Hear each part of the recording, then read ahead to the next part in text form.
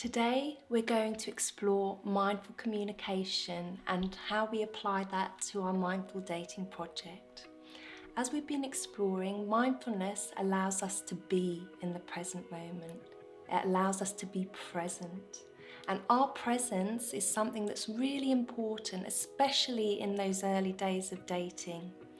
So for example, when we have in-person communications, we want to bring awareness to what's going on. We want to be present with the person and they can feel whether you're present or not.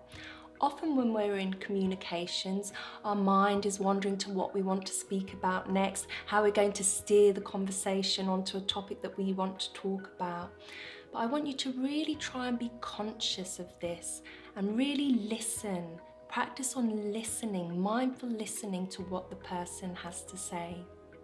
As they're talking, you can also start to explore what's going on in the body and your feelings to what they're saying. You might have an adverse reaction to something they've said that might manifest as tightness in the belly.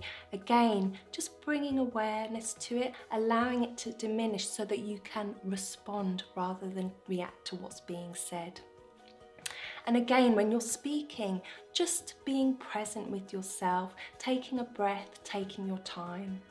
And ensure that you're noticing the reactions of your date as well when you're speaking. So just being aware of everything that's presenting it in the present moment.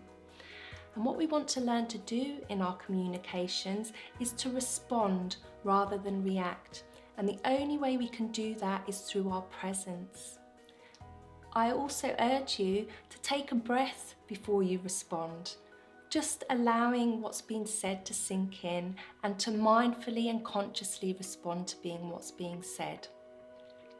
We also now have our mobile phone technology, and our mobile phone technology is actually a very fundamental tool in our communications in our mindful dating project, especially as initial conversations are often held on WhatsApp, and we also have our Tinder apps and how a lot of people and how I met my current boyfriend. So we have this wonderful technology. It allows us to communicate very easily. So we're very grateful for that, but it also has its pitfalls.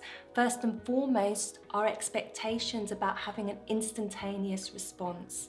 This can really put pressure on the fledgling dating scenario, and I can tell you from my experience, I actually finished it with my current boyfriend, so luckily he was kind enough not to take me at my word, but twice I finished it because I felt he wasn't responding to my texts quick enough, and I've been practicing for 20 years.